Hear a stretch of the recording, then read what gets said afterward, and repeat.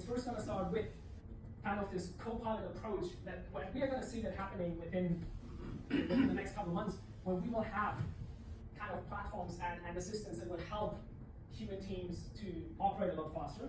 And then once the trust in the technology is built, once we can see that AI agents have the capability of responding to certain alerts, we're going to see a lot more what we call AI agents that are then also really good at doing a number of tasks completely autonomously. If we take a look at correlating data from alerts and suggesting how to respond to those, we can have AI agents doing that fully autonomously. And all of those things, we can't just go ahead and buy them right now because the technology is quite fresh and it's been developing. But that's why it's going to be so crucial to build a security program right now that then allows for that technology to be put on top. Because at some point in the future, and right now we have what we call security operation centers, where we have full-time teams sitting there responding to incidents, right? But it's really expensive and it takes a while to build a security operations center within enterprise, right? That will transform into what I call security observation centers, where within the next, and probably the timelines are going to get shortened on that, we are going to have security observation centers where our teams within our enterprises are going to go ahead and just look at what fully autonomous teams are doing within our infrastructure. So we're going to have kind of full-time AI employees sitting within our security teams responding to incidents on its own. So rather than us having to train 4 million more cybersecurity experts, which is the number that we would need, we can actually reduce the number by a lot by then within the next couple of years employing kind of AI employees to do that. The technology is not quite there yet right now, but within the next couple of years, given how fast and how quickly it's developing, we're definitely getting there. But again, it's not going to solve everything on its own. You can't just go ahead and then spend a lot of money on AI security team if those platforms, as we heard over there as well, to protect certain parts of the infrastructure are not there yet. But it's going to be quite interesting and exciting to see where it goes. And it's still a cat and mouse game. We've seen it over the past 10 years, kind of this cat and mouse game between attackers and defenders. And that will now happen so much faster than before. It will just happen daily, that we now see threat actors coming up with new techniques to be faster, but on the other side we can leverage the tech to do exactly the same on the defensive side. So I'm quite excited, and I'm still quite confident that we will figure out how to actually drive down the curve in a different direction, because right now hackers are accelerating and it's just getting worse. But I'm very confident that we as industry, as cybersecurity industry, as society, as business leaders are actually going to figure out a way to combat that and go from there. But I'd love to get any questions and discussions. If you can stay on this, I think to Elise's question, I think obviously there's no question cybersecurity is hot. There's no question this is the most important thing that a lot of the techies have to worry about. The question really is, how does the advent of LLMs and Gen AI enable young startups to thrive against the industry behemoths that already exist? Palo Alto, Zscaler, Netscope, Wiz, Lace, all kinds of large security firms exist.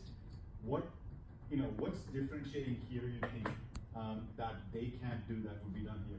Absolutely. I think it's a couple of things, and I'd have to pull off a different presentation to fully answer that. But I think there's a couple different aspects to it. Because right now, all of those platforms that we talk about, whether it is your Wiz, your CrowdStrike, your Palo Alto Networks, they are really good at their specific areas. I mean, CrowdStrike is the #1 for endpoint, right? Wiz is the #1 for cloud. So we have all of those big platforms we see right now. They're niche platforms for specific targeted areas. If we take a look at having an autonomous security team, kind of AI agents working and within our teams and responding to certain incidents, they need to have context across everything. They need to work across everything, right? Which means you can't have just one of those vendors go ahead and do it on their own. You need kind of this neutral data platform that all of those can work with, because otherwise, all of them operate in their silos with no shared context. And kind of SIM was supposed to solve it, right? We had legacy approaches of a Splunk and a Cisco to solve it, but none of those platforms were built with AI agents in mind. So if you were to try to do something like that with a legacy platform like Splunk, it's going to be super slow, it's going to be super inefficient.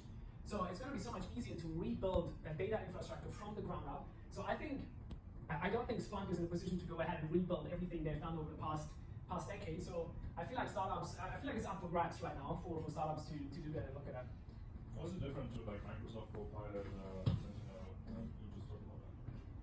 Well, I mean, that's more of what I'm building discussion. I think Microsoft Security Copilot is quite interesting because, and I don't want to be that harsh, but the product is not good. And I spoke with exactly. I'll give you a couple examples of that, because I looked at it and I didn't like it. Well, obviously I'm biased, right? So I started speaking with some practitioners, and I couldn't find anyone that liked it as well. And then during RSA, I ran into Timothy Angblat, who's he was the first. Feedback from TikTok and security, the CSO from the TikTok.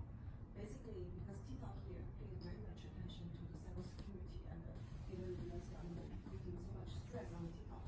So they use all the Microsoft Copilot, Palo Alto network. The problem with Microsoft Copilot is basically 90% of the allow forms. So the TikTok team, there are hundreds of them, almost thousands of them. They spend most of the time dealing with the false alarm. Yeah. I think the problem is Microsoft built its security platform through acquisition. And the acquisition divided those products, right? Those talent engineers, they all left Microsoft. So although they acquired those products, but those products, security products, are built upon old infrastructure. Today, AI is changing all the IT infrastructure a lot. So the old infrastructure products, security products, couldn't solve the new emerging issue. So his team actually sent Microsoft like 3 pages of recommendations of what they have to implement and what they have to fix to actually make this a viable product. A year later, they rolled out exactly what they showed him with no changes made whatsoever.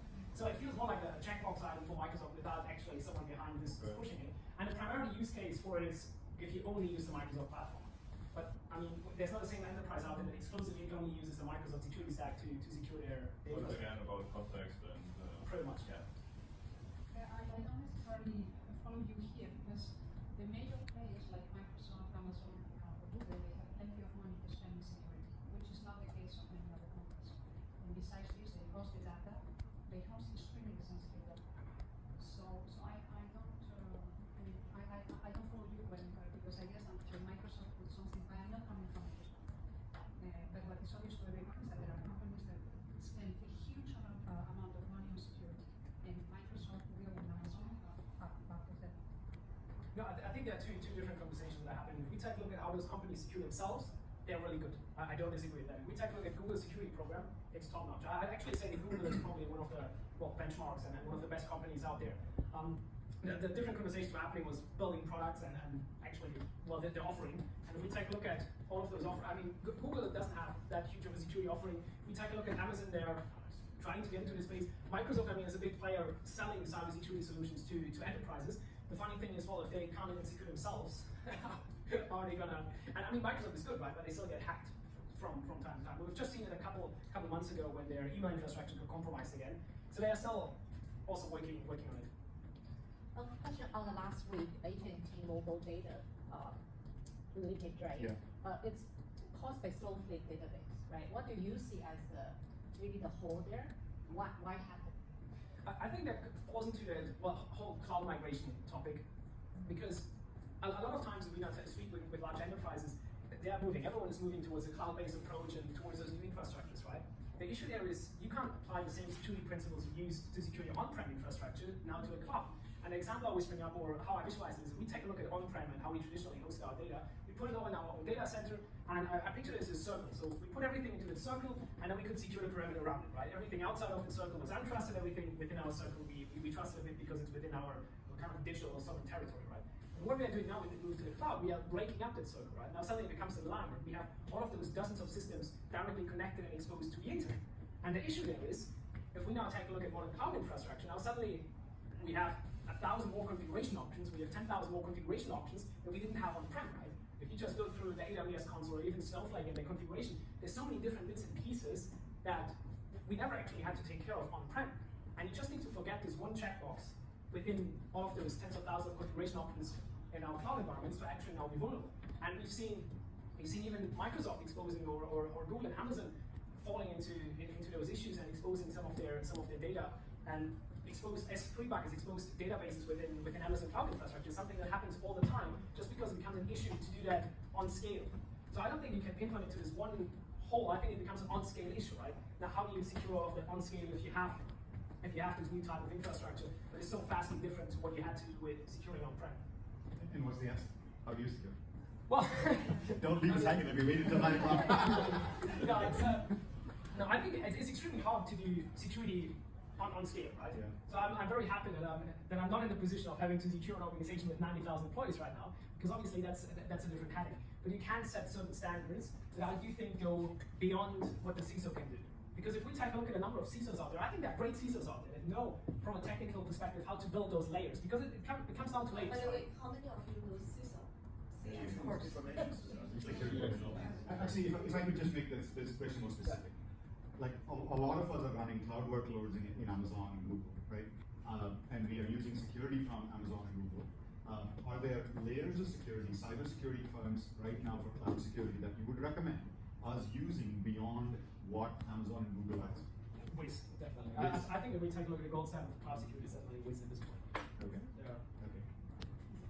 Wiz.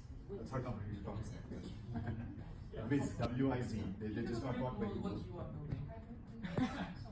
Well, it's kind of actually looking at all of those three areas of what we can do right now. So I can't use the full pitch because we're still in stealth going ahead building. But I was looking at where the industry is going and what we can build to get there.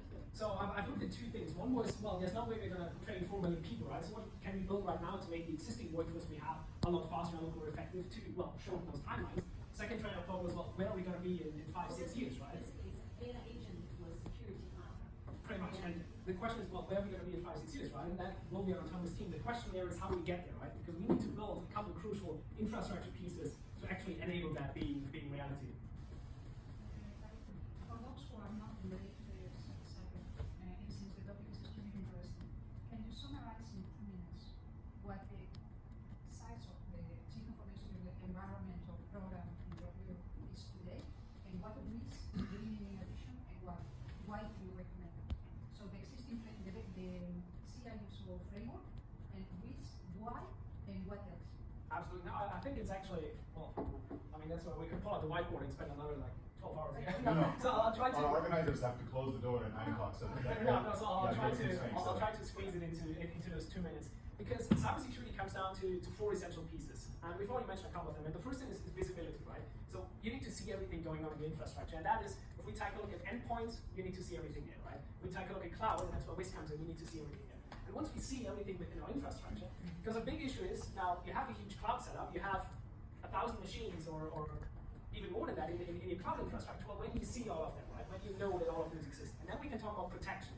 Once we know that we have those systems and once we see everything happening, now we can talk about how do we put protection frameworks and guidelines in place, whether that is multi-factor authentication, patching guidelines, and all of those. And then the third step is, well, detection and response, right? So now we have our protection in place, that will get breached at some point.